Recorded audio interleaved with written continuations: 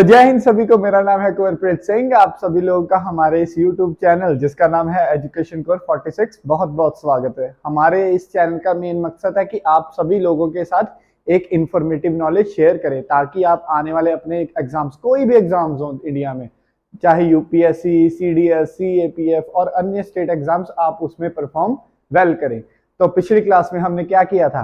पिछली क्लास में हमने किया था कि खोदने की टेक्निक्स, मतलब डिगिंग, मतलब खोदना।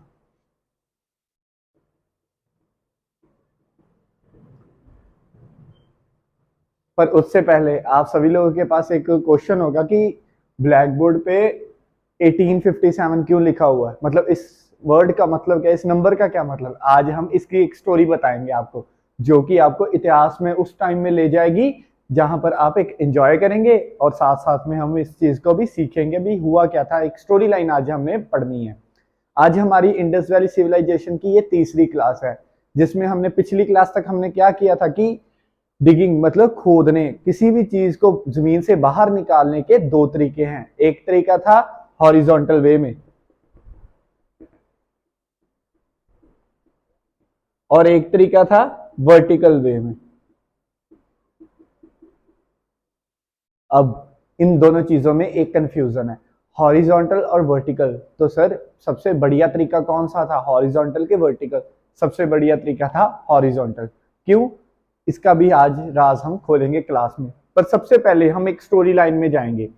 1857 का एक टाइम है जब इंडिया में एक संस्था बनने वाली है। अब उस संस्था का क्या नाम है? ASI,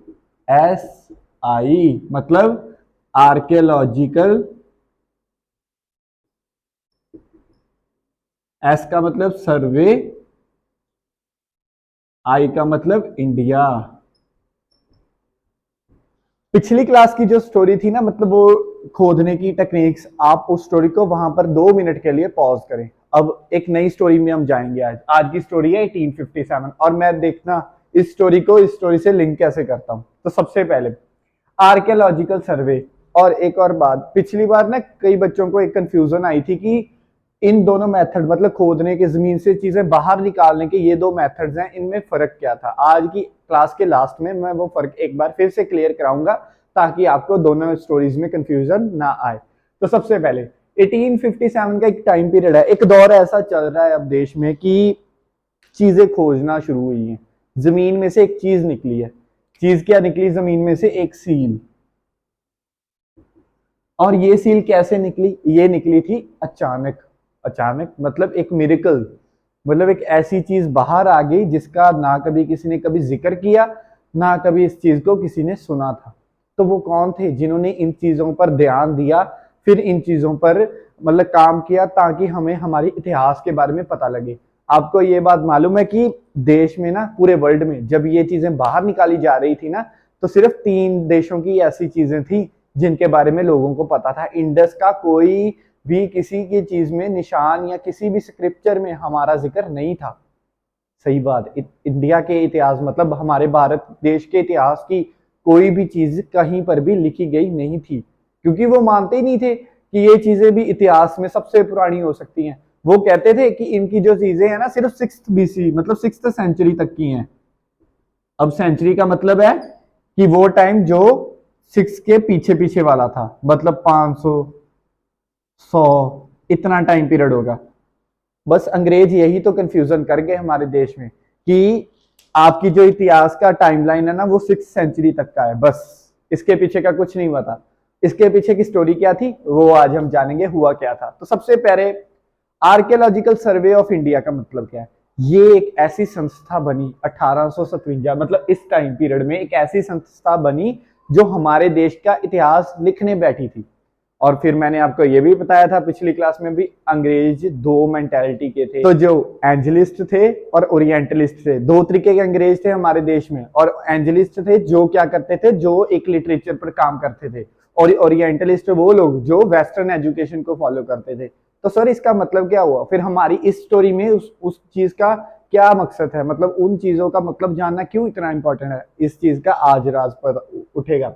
सबसे पहले 1857 का वो टाइम पीरियड जब पहली बार एक डिपार्टमेंट मतलब एक कुछ ग्रुप ऑफ पीपल्स की ग्रुपिंग बनी देश में, और ये किन्होंने बनाई थी? ब्रिटिशर्स ने।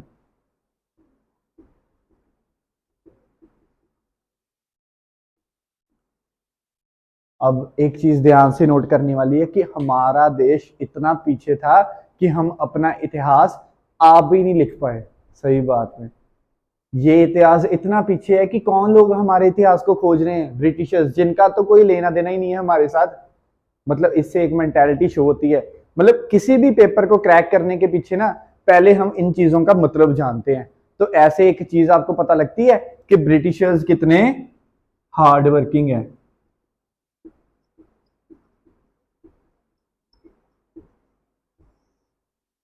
एक क्वालिटी इनकी पता लग गई। एक बात बताता हूँ, चाहे हम आज ब्रिटिशर्स को जितना मर्जी गाली निकाले ना, कुछ भी कहें कि यार ये आए इन्होंने हमें गुलाम बना लिया, उसके बाद क्या हो हमारे देश पे हमारे लोगों पे अत्याचार किए, बट एक बात सच, एक रियलिटी, एक डार्क रियलिटी आप सभी लोगों के साथ शेयर करना चाहता हूँ मैं कि अगर देश में हमारे ब्रिटिशर्स ना आते ना तो आज हमारा देश कभी भी डेवलपिंग पाथ पे नहीं जा पाता। ये एक डार्क और रियलिटी है, और जो हमको ये सच मानना भी पड़ेगा।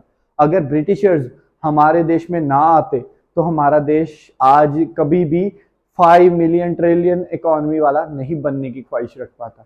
क्यों? सबसे पहले ब्रिटिशर्स आए देश में, क्या लेकर आए? एक इंफ्रास्ट्रक्चर।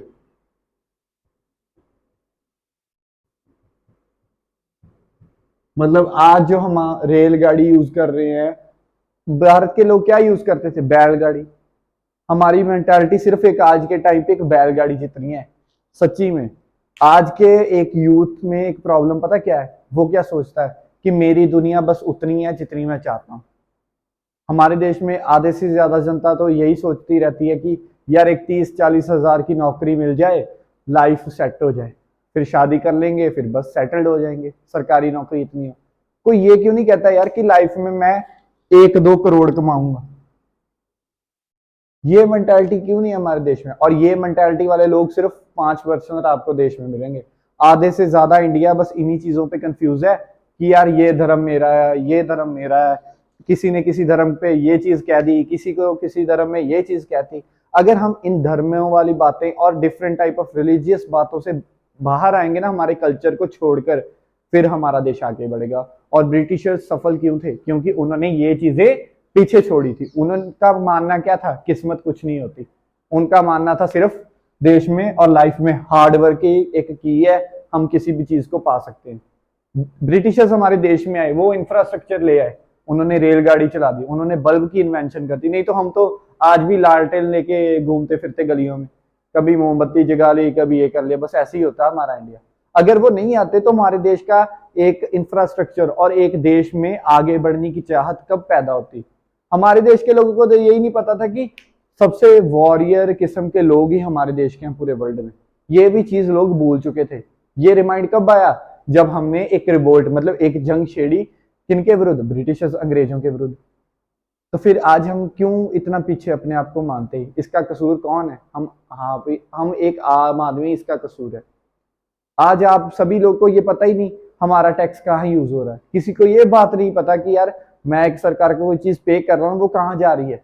कभी किसी ने उस पर क्वेश्चन मार्क उठाया? नहीं। जीएसटी है, वो यूज कहाँ हो रही है? किसी ने कभी क्वेश्चन मार्क उठाया? नहीं। क्यों? क्योंकि हम अब अंग्रेज चले गए तो हम किसके गुलाम हो गए? हमारी सरकार के। सरकार के जब अंडर रहना शुरू कर देंगे तो सरकार तो हम पर हमारा हुक्म चलाएगी ना, फिर क्या करेंगे देश में? अगर एक बंदा अवेयर नहीं होगा, अवेयर कहाँ से होगा यार? अवेयर वहीं से होगा जब तक हम पढ़ाई नहीं करेंगे। पढ़ेंगे नहीं तो क्या पता चलेगा हमारे देश? आधे से ज्यादा लोगों को हमारे देश का कॉन्स्टिट्यूशन नहीं आता। क्यों नहीं आता? क्योंकि पढ़ा ही नहीं, कभी नीड ही नहीं पड़ी। कहीं पर काम कर लिया तो बस ठीक है, लाइफ सेट है। यही चीज तो हमने बाहर निकालनी, हमारे चैनल में यही तो चीज हमने बाहर निकालनी है। क्यों हम यूट्यूब पे पढ़ा रहे हैं कि आप सभी लोगों को एक ऐसी चीज बताई जाए जिसके बारे में आपको पता ही नहीं। ऐसे ही तो हमने हमारा इतिहास खोजा। ब्रिटिशर्स ने 1857 में एक संस्था बना दी। अब भाई हमारे देश में आज एक संस्था बनानी हो, सपोज करो एक ग्रुप ऑफ पीपल की एक मीटिंग ही करानी हो, 10 दिन लग जाएंगे यार। सभी बंदों को बुलाते बुलाते, यार आ जाओ मीटिंग करेंगे, यार आ जाओ मीटिंग करेंगे। बट अंग्रेज क्या थे यार, उन्होंने बस एक फैसला ले लिया, खत्म, उस पर अमल किया और तुर पड़े। ऐसे ही अंग्रेजों ने 1857 में एक क्या बना दी, एक संस्था जिसका नाम है आर्कियोलॉजिकल सर्वे ऑफ इंडिया। अब इस संस्था का काम क्या है? इस संस्था का काम था कि देश की उन चीजों पर काम करना जिससे इस देश का इतिहास पता लगे हमें, ये देश कितना पुराना है, इनकी चीजें हैं जो कितनी पीछे तक, मतलब कितनी हिस्ट्री को रख सकती हैं। कौन कौन सी चीजों से पता चलता है कि ये देश में इतनी चीजें पड़ी हुई हैं। और हिस्ट्री में अब एक संस्था बन गई, सपोज करो ये 20 लोगों की संस्था बनी, मतलब इसमें टोटल नंबर ऑफ पीपल कितने हैं? 20 हैं। अब इन 20 बंदों को चलाने के लिए एक हेड भी तो चाहिए, जिसको हम डायरेक्टर कहेंगे, इस संस्था का डायरेक्टर। अब पहली बार डायरेक्टर कौन बना? अभी पहली बार देश में डायरेक्टर कौन बना? Alexander Cunningham.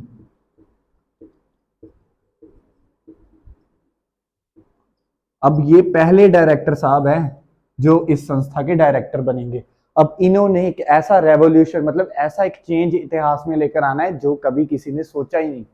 कैसे? चलो अब ये स्टोरी को इस स्टोरी से लिंक करते हैं।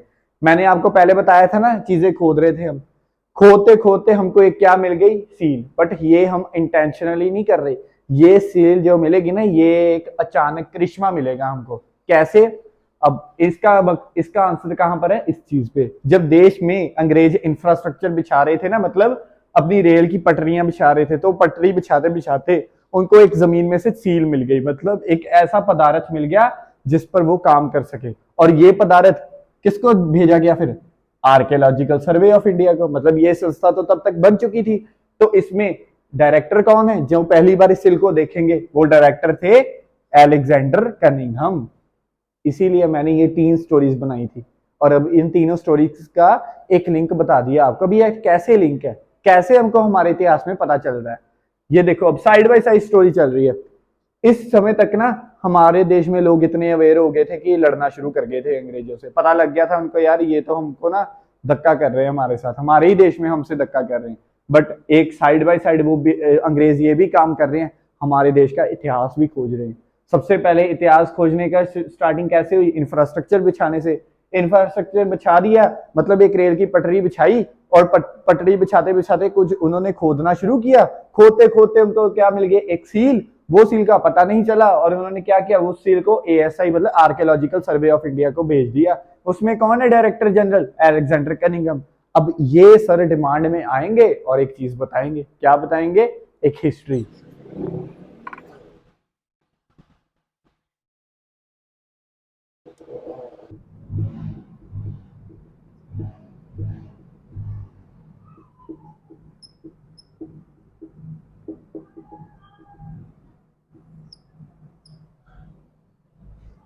अब ये भाई साहब क्या करेंगे देश में? अब इनकी आज एक स्टोरी हम जानेंगे। क्या जानेंगे? अब देखो, ये बन गए हैं डायरेक्टर जनरल, इनके पास एक सील आ गई। अब इस सील पे उन्होंने क्या क्या चीजें हमको बतानी है, हम उनके बारे में उनकी भाषा में ही आपको बताएंगे। क्या कहते थे ये सर? सबसे पहले ये सर कहते हैं कि मेरे को ना बहुत सौभाग्य प्रतीत होता है कि मैं ASI का डायरेक्टर जनरल बन रहा हूँ। ठीक है सर, बता दिया, ये तो सभी बताते हैं। फिर इन्होंने क्या क्या क्या किया? उस सील का चेकिंग की, उस सील की। मतलब वो सील कैसी थी? एक रेक्टेंगल शेप में थी वो चीज, और इस पे ना एक हिरन टाइप में फिगर बनी थी, और कुछ ऐसे ऐसे साइन सुइन बने हुए थे, ऐसे साइन बने हुए थे, एक फिगर बनी हुई थी। फिर इन भाई साहब ने कहा कि ये जो सील है ना, हमें एक पर्टिकुलर प्लेस पे मिली है। उस प्लेस को हम बहुत इतिहास में जानेंगे, उसका नाम आएगा एक हड़प्पा। बट ये चीजें हम अगली क्लास में करेंगे। भी आपको बताया जाएगा कि भी शहर कैसे बनते थे। आज का मकसद ये नहीं है क्लास का, आज का मकसद है इन भाई साहब के बारे में थोड़ा बहुत हम ज्ञान लेंगे, ताकि हमको आने वाली क्लास में अच्छा एक बैकग्राउंड तैयार हो जाए कि हम अगली क्लास को कंटिन्यू करें। तो पहले इनके बादशाह सुनते हैं क्या कहते हैं। ये कहते हैं कि मेरे को एक सील मिली, मैंने उस पर जांच की, उस पर ना कुछ अक्षर लिखे हुए थे, मतलब कुछ ड्राइंग बनी थी, कुछ लिखा हुआ था। बट मैं क्या करने आया था इंडिया में? मैं कौन सी चीज खोजने आया था? Chinese script. अब देखो, उन्होंने एक बार भी जिक्र नहीं किया कि मैं इंडिया में इंडिया की हिस्ट्री खोजने आया था। उन्होंने जिक्र किसका किया? Chinese script. तो इससे एक क्वेश्चन और तैयार हो गया। सबसे पहले जब ये अंग्रेज हिस्ट्री को खोज रहे थे ना, इन्होंने एक चाइनीज स्क्रिप्ट को खोजना शुरू किया। उनका मानना था कि यार चाइनीज स्क्रिप्ट ना सबसे पुरानी स्क्रिप्ट है, मतलब इससे स्क्रिप्ट मतलब एक लैंग्वेज है किसी पेज पे लिखी हुई, इससे पता चल रहा है कि यार ये हमारे वर्ल्ड की एक हिस्ट्री हो सकती है। बट वो ना जब उनको एक सील मिल गई ना, वो सभी चौंक गए थे यार कि चाइना के पुराने भी एक सील हो, मतलब चाइना के बाद भी एक सिविलाइजेशन थी, और वो सिविलाइजेशन इंडिया में थी जो इतना बेरोजगारों का लोग मतलब देश है, इतने भीख भीख मरे बुखारी ऐसे ही तो वर्ड यूज करते थे वो तो ये तक कहते थे कि हमारी एक गोली जो 30 रुपए की है ना, वो भी हम वेस्ट कर रहे हैं जब हम इन मतलब इंडियन पीपल को हम गोली मार के शूट करते हैं। उनका ये मानना था। अब उनकी मेंटालिटी देखो कि वो मेंटालिटी क्या करते थे। और हमारे देश के लोग क्या है, वो प्रैक्टिकल नहीं सोचते। हमारे देश के लोग एक कल्चरल और एथिकल वैल्यू पे डिपेंड है।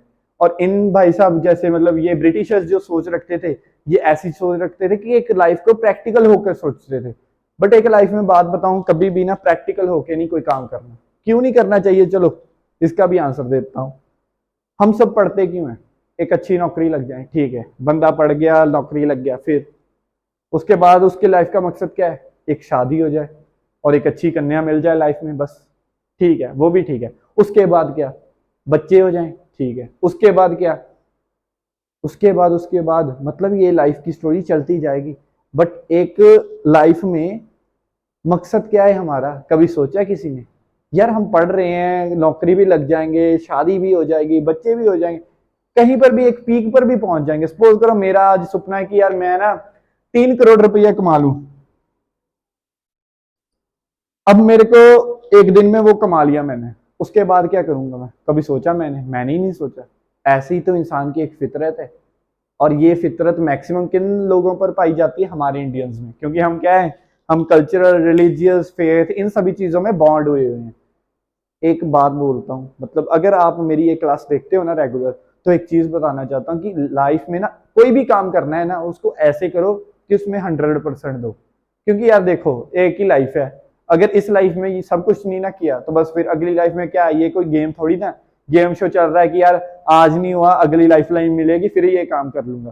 क्योंकि यार देखो, अगर एक बच्चे को हम कहते हैं ना कि 19 से लेके 25 साल तक का टाइम जो होता है वो कैरियर का टाइम होता है, तो यही टाइम ही सब कुछ करने का होता है। अगर लाइफ में यही टाइम में हम कैरियर पर फोकस करते हैं, सपोज आजकल बड़ी लोगों की मेंटालिटी है कि यार हमने अगर पढ़ना है ना तो सब चीजें छोड़ दो, रिलेटिव्स छोड़ दो, किसी को बुलाना छोड़ दो। लोग तो घर वालों को भी छोड़ देते हैं पढ़ाई के चक्कर में। सही बात है, 1 साल अपने कमरे में बंद होकर पढ़ते रहते। चलो पढ़ना अच्छी बात है, बट उसके बाद क्या? उसके बाद का आंसर कहाँ है किसी के पास? अगर आपके पास है तो बताओ हमको, हम भी आगे लोगों के साथ शेयर करें। यही तो आज का एक सवाल है आप लोगों के लिए कि आपने सब कुछ पा लेना लाइफ में, उसके बाद का आंसर क्या है? मतलब उसके बाद क्या करना लाइफ में? ठीक है, ये चीज का आंसर आपने अपने आप से पूछना है, हमने नहीं बताना ये आंसर। क्योंकि हम सबको तो पता है कि हमने अपनी लाइफ में सब कुछ पाकर उसके बाद क्या करना है। आप बताओ कि आपने क्या करना है। ऐसे ही ये भाई साहब कहते सोचते हैं, कहते हैं कि यार चाइनीज स्क्रिप्ट सबसे पुरानी स्क्रिप्ट है। मतलब ये जो स्क्रिप्ट है ना, ये सबसे पुरानी है, इसका इतिहास किसी ने खोजा ही नहीं, मैंने खोज लिया, ये खोज लिया। बट अचानक इनके पास एक टेबल पे आ जाती है सील। अब हो जाते भाई साहब हमारे कंफ्यूज, भी करना क्या है यार उस सील का? ये तो पत्थर सा आ गया। अब लोगों ने बताया यार इसके भी जांच करो, बताओ ये क्या चीज है। क्योंकि आप तो एएसआई के डायरेक्टर जनरल, वो कहते हैं कि रुक जाओ सर, वेट करो। ये कि भाई साहब कह देते हैं कि यार ये ना सिर्फ 6th सेंचुरी की है, बस इतनी के टाइम पीरियड की होगी, ज्यादा नहीं होगी। ये चाइना वाले सबसे पीछे वाली हिस्ट्री के मतलब सिविलाइजेशन के हैं, इंडिया वाले इतने खास नहीं है। बट क्या होता है, ये ना और चीजें करना शुरू कर देते हैं, मतलब और खुदाई हो रही है, देश का इंफ्रास्ट्रक्चर आगे बढ़ रहा है, चीजें मिलती जा रही हैं। सील मिल गई, अब स्क्रिप्ट मिलनी शुरू हो गई जमीन में से, कुछ मतलब चीजें मिलनी शुरू होगी, जैसे पॉट्स, खिलौने, गेम्स, कुछ मूर्तियां, मॉन्यूमेंट्स। अब ये चीजें इनकी ना डेस्क पे आनी शुरू होगी। अब भाई साहब और कंफ्यूज, भाई ये आकार से रही है और ये सब चीजें एक ही शहर से मिल रही हैं। मतलब आज के टाइम पे हड़प्पा, और भाई साहब हमारे और कंफ्यूज, यार हड़प्पा एक शहर में से ही इतनी चीजें मिल रही हैं, तो फिर इनका इतिहास है क्या? मतलब कहाँ पता चलेगा यार इनका इतिहास क्या है? ये तो बहुत पुराना इतिहास लग रहा है इनका।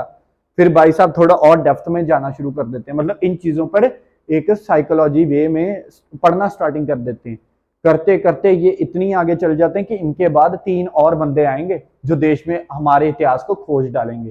फिर इन ये भाई साहब ऑर्डर देंगे, इंडियन पीपल, मतलब 2-3 ऐसे इंडियन लोग थे, उनको ऑर्डर देंगे भाई जाकर आप यहाँ पर खोजो, आप यहाँ पर खोजो। क्योंकि मैंने आपको पहली क्लास में बताया था कि जो इंडस वैली सिविलाइजेशन है उसका बॉर्डर क्या है, पाकिस्तान और इंडिया के बीच में। क्योंकि वो एक रिवर पर एक वैली बनी हुई थी, उस वैली के इर्द गिर्द तो सारे शहर बनेंगे, क्योंकि लोग ज्यादा इकट्ठे कहां पर होंगे, शहर के नदी के किनारे। अब अगली अगली क्लास में, मतलब आने वाली अगली क्लास में हम क्या करेंगे, अगली क्लास में हम जानेंगे कि यार ये देश कौन से, मतलब कौन से शहर बने थे, कौन से 16 सबसे बड़ा शहर था, कौन से सबसे छोटा शहर था, और किन लोगों ने इनका साथ दिया हमारे इतिहास को खोजने में। और एक बात बताऊं कि यार हमारे चैनल का मकसद ये नहीं कि आपको यार पढ़ाना, टीचर बहुत सारे हैं यूट्यूब पर, बट हमारे चैनल का ये मकसद है कि आपको उन चीजों के साथ एक ओवरव्यू कराना जिन चीजों के बारे में हम सब भूल चुके हैं। ठीक है, हम अगर एक बात बताता हूँ कि ईगो है ना, जो मतलब एक काम को करने में, सपोज करो अगर आप में ईगो नहीं ना आ रही, तो आपके पास, आपके साथ कुछ नहीं होगा, मतलब लाइफ में आपके आपसे कुछ होना ही नहीं है जब तक आप में ईगो नहीं है। ईगो 2 तरीके की होती है, एक होती है चंगी, मतलब अच्छी, और एक होती है मतलब बहुत खराब सी ईगो। अच्छी ईगो में क्या होगा कि आप एक पॉजिटिव काम को पॉजिटिव वे में करेंगे, और एक नेगेटिव ईगो होगी कि आप एक बुरे काम को एक पॉजिटिव वे में कर देंगे। सपोज करो मेरे में आज ईगो कि यार मैंने ना मैथ का ये सवाल कंप्लीट करना फिर मैंने उठना, नहीं तो उठना ही नहीं। करता करता अगर मेरे में ईगो है ना, तो मेरे चाहे उससे 5 घंटे लग जाए, 10 घंटे, 11, 12, 13, मैं उस सवाल को करके ही उठूंगा। अगर मेरे में एक खराब वाली ईगो है ना, मतलब एक नेगेटिव ईगो है, उसमें क्या होगा कि मैंने ना अगर किसी के साथ लड़ाई कर ली ना, फिर मैंने बोलना ही नहीं उससे। सही बात में ये नेगेटिव ईगो है, मतलब लोगों को एक ईगो वे से बोलना, इगोइस्टिक बंदा हो जाना। तो मैं चाहता हूं कि आप एक अच्छी, मतलब एक पॉजिटिव ईगो में जाएं, और हमारे चैनल का मकसद यही है कि आप सभी लोगों के साथ एक ऐसी नॉलेज हम शेयर करें कि आप आगे बढ़ते जाएं। अब अगर कोई भी इंक्वायरी होगी ना, आप हमें हमारी यूट्यूब चैनल के इस मतलब कमेंट सेक्शन में जरूर बताना। कोई भी आपको टॉपिक में मतलब अड़चन आ रही है ना, हमको जरूर कमेंट करें, ताकि हम आने वाली क्लासेस में उस सभी चीज़ों का डाउट क्लियर करें, क्योंकि हम चाहते हैं कि हमारी ये यूट्यूब फैमिली आगे बढ़े। ठीक है, thank you for watching this video. Hope आप अगली क्लास को भी ऐसे इंजॉय करेंगे जैसे हम आपने आज की क्लास को इंजॉय किया। Thank you. सही, और मैंने थोड़े वर्ड